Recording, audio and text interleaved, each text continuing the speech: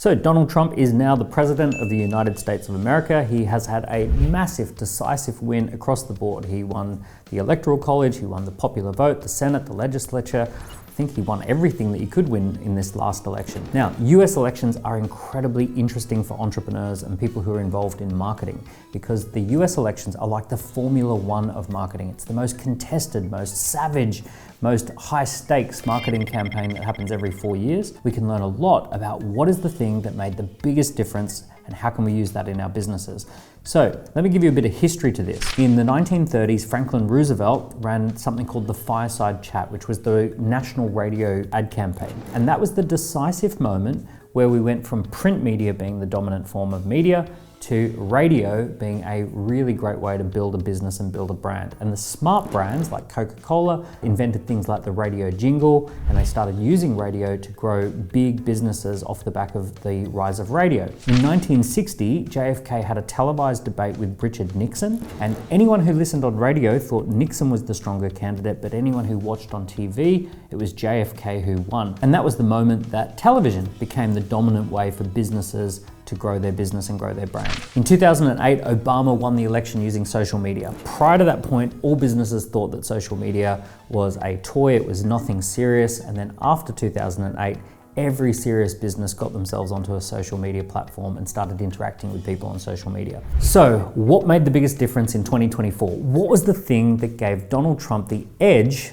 above everything else? What made him win in 2024 and what can we learn from that? The big thing that we can take away from this particular campaign was the use of podcasts, long form podcasts. One of the most decisive moments in the campaign was when Donald Trump went onto Joe Rogan and had a 3-hour conversation with Joe Rogan. And something like 50 million people watched it online and another 50 million people listened to it on Spotify. Following that was JD Vance. He went onto Joe Rogan, tens of millions of people watched that. And then following that, Elon Musk went onto Joe Rogan and tens of millions of people watched that. Notably, Kamala was invited to go onto Joe Rogan but chose not to, and she stuck with the mainstream media platforms. Now, when you look at the views and the listenership, the mainstream media platforms got a few 100,000 views on social media, and the big podcasts, and it wasn't just Joe Rogan, it was other big podcasts as well, they were getting millions and tens of millions of views on this long form content. Kamala stuck to sub 1 hour interviews, right? So all of the interviews that she did were less than an hour, so short scripted clips, whereas the long podcasts, the ones that were 2 or 3 hours,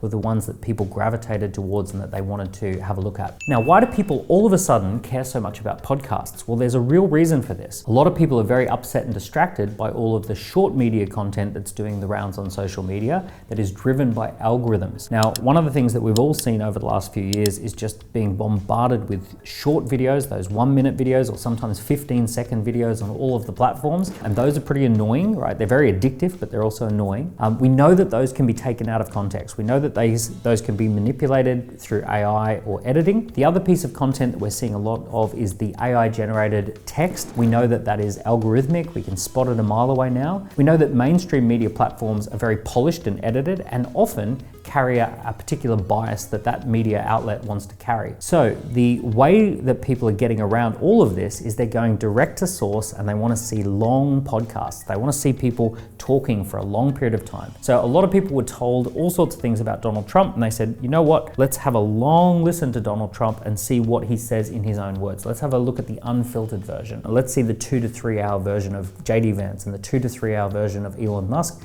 Let's see what they like as a person. Let's see what they like when they're unfiltered.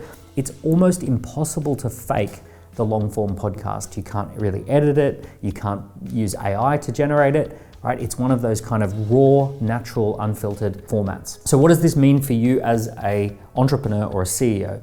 Well, I predict that we're going to see a lot more serious entrepreneurs and serious CEOs who sit down and do long form podcast. It would not surprise me if Tim Cook was on Joe Rogan. It would not surprise me if the CEO of Google or the CEO of Microsoft goes onto a long form podcast like Joe Rogan in the year ahead. And what does this mean for you? I think you should be taking the podcast format more seriously. I think every single month you should section out a couple of hours to go onto a podcast. You should reach out to the relevant podcasts in your industry and you should sit down for an hour or 2 or 3 and do a long form podcast where you talk about your origin story, your vision, your mission, your values in an unfiltered, natural way, in a conversational way, so that people can get to know you at that deeper level. Hey there, if you're enjoying this content, I know you'll love my live workshop. In my live workshop, we look at differentiation, productization, and putting together game-changing partnerships.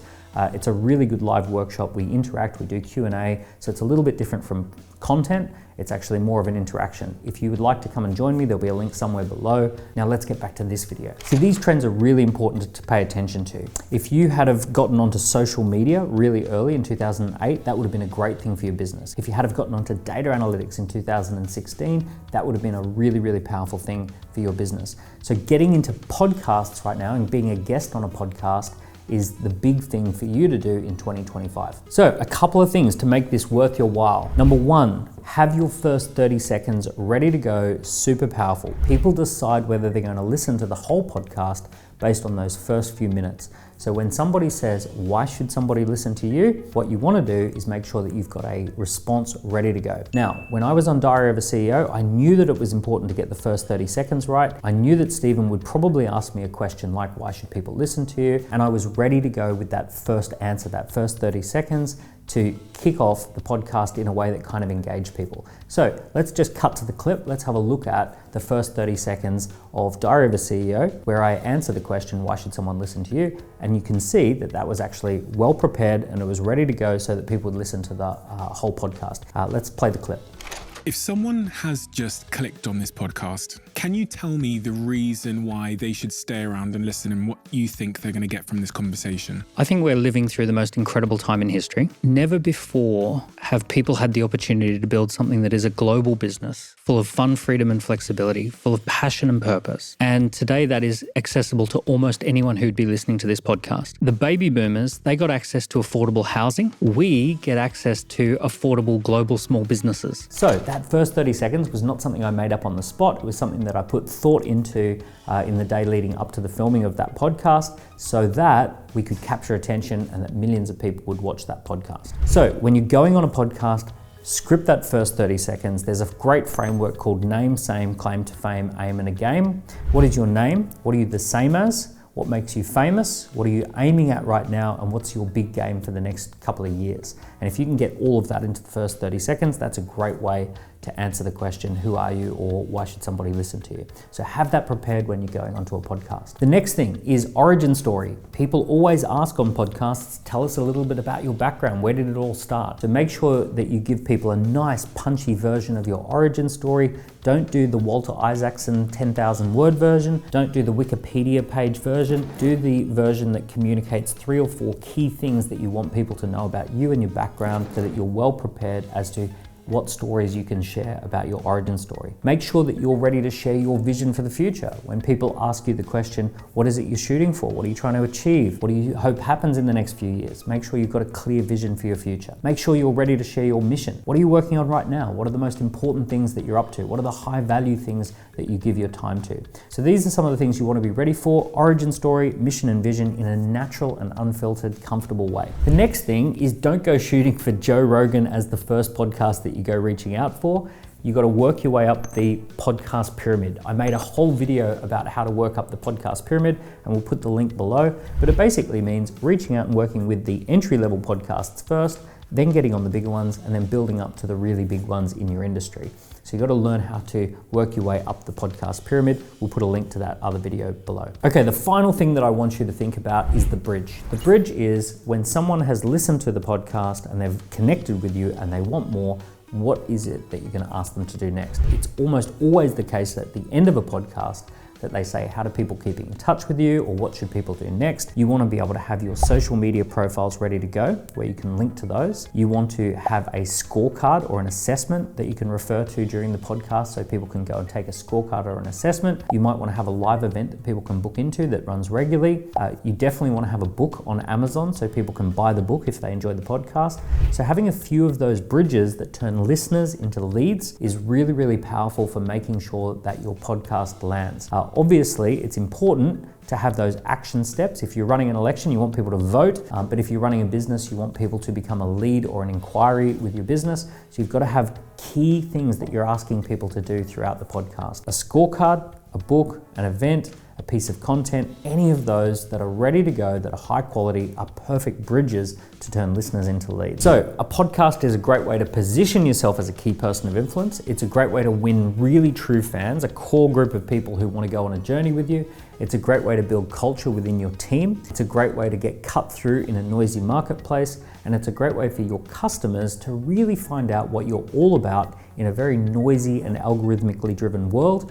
So a podcast is something that is worth your time in the year ahead. I hope this time next year I get to see you on Diary of a CEO or Joe Rogan or one of the other really big podcasts as you succeed at this strategy. So what do you think was another decisive moment in this campaign? What did you notice about the campaign? I'm sure I'll get some interesting comments below. Tell me what you think about the recent US presidential campaign that you noticed that you can use in your business to grow it. If you enjoyed this content, give the channel a subscribe, give it a like, and share it with someone who you would like to see on more podcasts.